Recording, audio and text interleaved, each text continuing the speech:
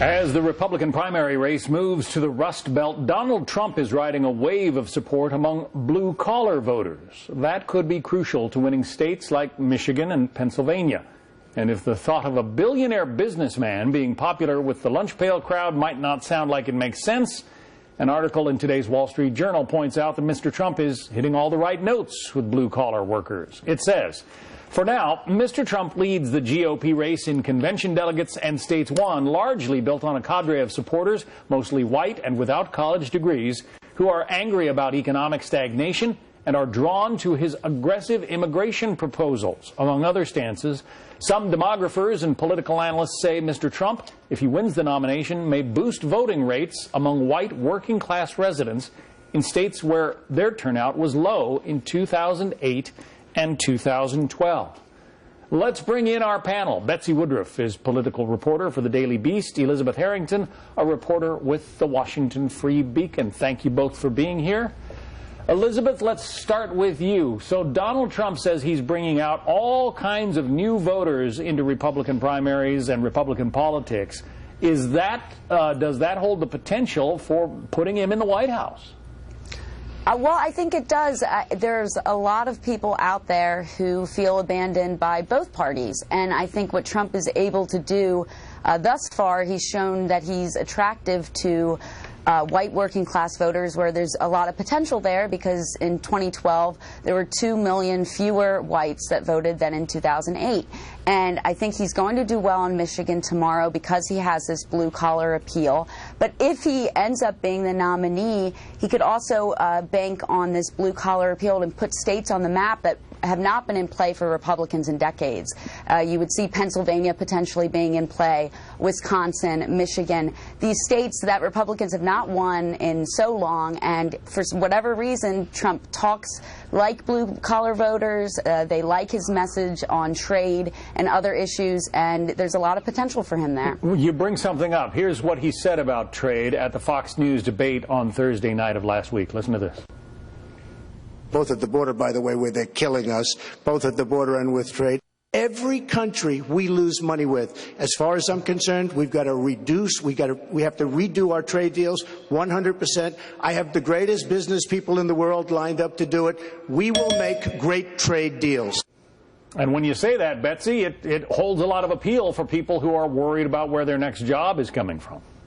Without a doubt, and many working-class voters feel that part of the reason that they've seen their industries crumble and their factories get shuttered is because of many of these trade deals. And in fact, earlier this year in January, Mary Kay Henry, who heads the Service Employees International Union, SEIU, one of the most powerful unions in the country, she said her group had gone into hyperdrive to try to keep union voters from supporting Trump because his message and his rhetoric is so appealing. That said, Trump's taking a very big gamble here if he decides to sort of hitch his electoral hopes to the white vote wagon. That's because it means it would make it much tougher for him to court Hispanic voters in Colorado and Florida.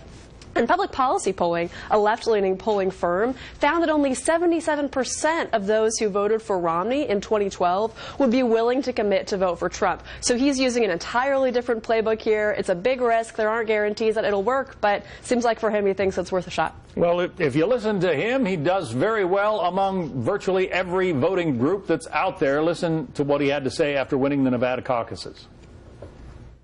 We won the evangelicals. We won with young, we won with old, we won with highly educated, we won with poorly educated. I love the poorly educated. And if you look at the Fox News polls coming out of this weekend's primaries and caucuses, he did very well, 30 points above his closest competitor in Alabama among those who do not have a college degree, 6 points ahead in Arkansas, 24 points ahead in Georgia. Now, I also need to point out that Ted Cruz won this voting bloc in the states that Cruz himself won. But clearly Donald Trump holds a lot of appeal to people who aren't necessarily sporting, college diplomas or Ivy League educations. Elizabeth, what's the explanation? Well, again, I think he sort of talks the way they do and is talking about issues that they care about, and that's really making him very attractive to those voters. But I think an interesting point about the union vote would be Union leadership might at the end of the day be for Hillary Clinton, but their members, I could see a potential there if it's between Hillary Clinton and Trump in November. Trump would be very attractive to a lot of those union voters because, you know, he's talking about issues that they care about, and I think that would be very hurtful for Hillary or her chances, because Democrats have relied on unions to get out the vote, to mobilize voters, and if they aren't enthusiastic about Hillary and can peel off towards Trump, that's a problem for her. Betsy, you're out there on the campaign trail. Are you seeing that kind of peel off that she's talking about? What I'm seeing is voters who show up who haven't voted in decades. I haven't necessarily talked to a lot of people who say that they voted Democrat and now they're voting for Trump, but I've talked to a host of voters who said they haven't voted since the 80s, or the last person they voted for was Reagan, and they had no faith in sort of the George W. Bush Republican Party, but now they hear Trump's message and it gets them excited about it. And I mean, I've talked to folks like this who are holding signs outside of polling booths who hadn't voted for upwards of 20 years. It's really fascinating. That said, as long as we're talking about unions, I think something very important to bear in mind is that their political clout isn't what it used to be. Yeah. As Republican state legislatures have passed right-to-work laws, their ability to get money from their members has been curtailed, and it means that they don't have quite the influence that they've had on these elections in the past. They're still important, though, but not as powerful. Betsy Woodruff from the Daily Beast and Elizabeth Harrington from the Washington Free Beacon. Thank you both. Thank you.